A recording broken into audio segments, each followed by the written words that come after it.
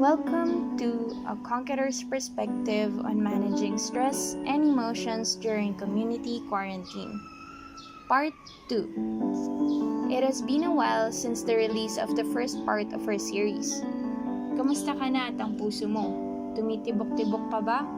O malunod-lunod na sa dami ng stressors sa buhay?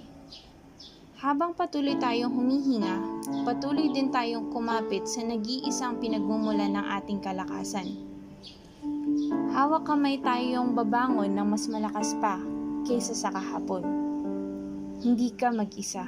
Hindi ka din mahina. Mula sa ECQ to modified ECQ, tayo ngayon ay nasa transition na to generalized community quarantine. Unti-unti tayong nag-i-ease in sa quote-unquote new normal.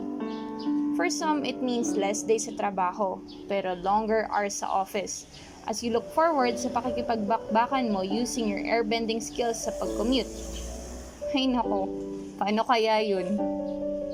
And while to some, this means extended home-based work at more days na naglalog-in sa trabaho nang walang ligo. Sa iba naman, it means long summer vacation dahil wala pa ring pasok sa eskwela. And sadly to some, it means a pause. Because they've lost a job or they've been laid off. O kaya naman from full-time naging part-time na lang dahil sa incapability na ng company to sustain their wages. With everything na nangyayari sa buhay natin, it has been a big of a change. I want to tell you this today. Congratulate yourself. Hanggang ngayon, buhay ka pa rin. Hanggang ngayon, humihinga ka pa at lumalaban ka pa. Nowadays, pilit naman natin sinasanay ang sarili natin sa changes na nangyayari around us. Pero why does it feel like I'm still so stressed with everything? Or hindi pa din ako sanay, 3 buwan na nga kami naka-quarantine. As we battle with the negative stimuli around us, gusto naming sabihin sa iyo na hindi mo kailangang labanan ito ng mag-isa. Let's journey through life together, hand in hand, one step at a time. In Proverbs chapter 4 verse 23, it says, "So above all, guard the affections of your heart, for they affect all that you are. Pay attention to the welfare of your innermost being, for from there flows the wellspring of life." A bit biopsych.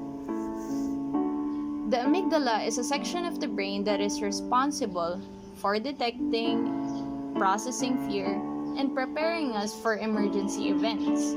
Now, when we are stressed, ang ating amygdala ay bukas. Open siya, meaning ang brain natin ay currently naka-survival mode. In relation to this, sa psychological field, meron tayong tinatawag na fight or flight response. Sa aspetong ito, ang emotional regulation natin is used proactively to avoid threats of stress that we could either stay and fight as we conquer the problem and break through the barriers, or actually run away, flee from it, and just bury it. Because naka-survival mode ang brain natin, it's hard for us to see kung ano ang nangyayari inside because we are focused on the external. But as we have heard in a verse earlier in this video, na God is actually telling us to focus on the guarding of our hearts, for they affect all that we are. All that we are. Now, what does this all mean at paano sila nagko-connect-connect? Bilang isang conqueror na nabubuhay sa times ngayon during a pandemic that's continuously increasing, how is my amygdala reacting? How are my emotions regulating the stimuli around me? Our emotion is an x-ray of the inner condition of the human heart. Being emotional is not a sign of weakness. Actually, social stigma lang siya placed on us by those na nauna na sa atin.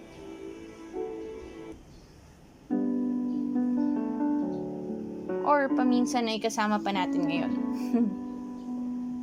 Na kesyo wag ka daw iiyak kasi nagmumukhang mahina ka. Ang ina-expect ata nila is ibaon mo lang yung lungkot mo tapos na. on which this only creates more repressed emotions and leads to frustrations.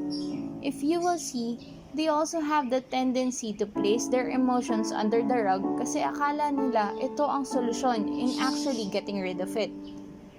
Sabi nga sa isang psychological thriller film entitled Joker, the worst part of having a mental illness is people expect you to behave as if you don't. Now, this doesn't mean that we tolerate the actions done in the movie by Arthur Fleck as he turns into a criminal mastermind. But this speaks of a reality na people like him are real and are going through tough phases in life that could often break a person if they aren't helped or taught to cope with the pain and be led to peace himself. It's saddening because people often in our society thinks that these are just fleeting imbalances. Well, we the Conquerors right now are assuring you that to feel is actually the beginning of the process of healing. So as we recognize our emotions, mas nagiging tangible siya, which affects na mas madali din for us na makita, labanan, at maiprocess ito in ways that we can walk to the path of true healing, which in reality is actually found in the one and only Jesus. As we continue to live on, let us not forget to constantly check our hearts and recognize the truth that He's already given through His Word. The term quote-unquote, do not be afraid has been said 365 times in the Bible, which implies that God is preparing us to live continuously unafraid for 365 days. And that is in the everyday of our life. He knows that the greatest weapon of the enemy is fear.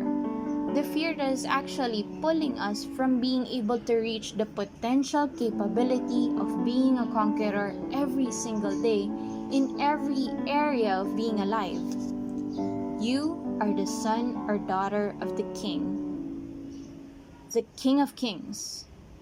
When your hope seems as if ubos na or wala ka ng pag-asa pa para bumangon sa mga hamon ng buhay, I want to remind you with this verse in Joshua chapter 1, where God kept on repeating the phrase, "Be strong and be very courageous."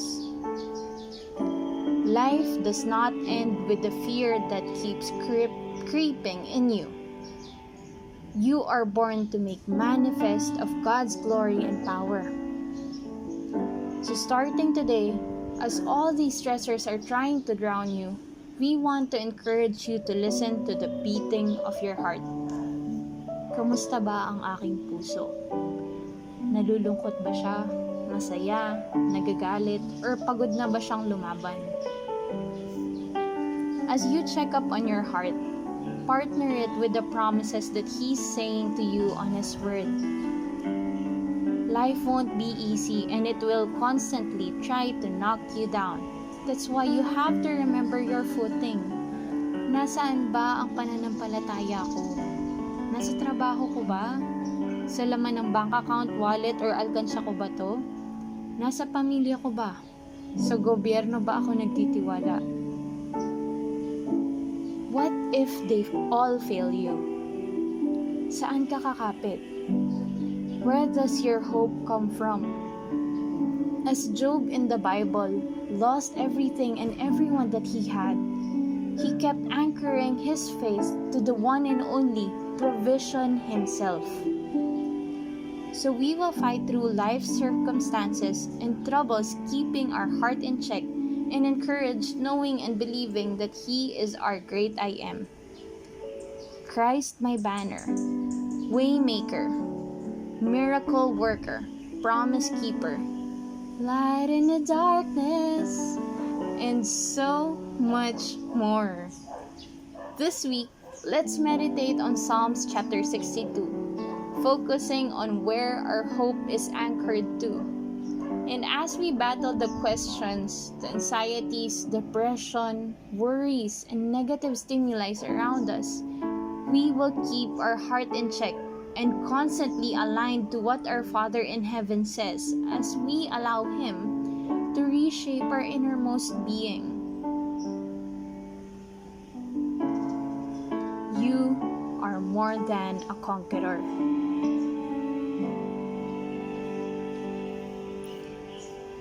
See you on next week's episode of A Conqueror's Perspective on Managing Stress and Emotions. God bless you. Bye!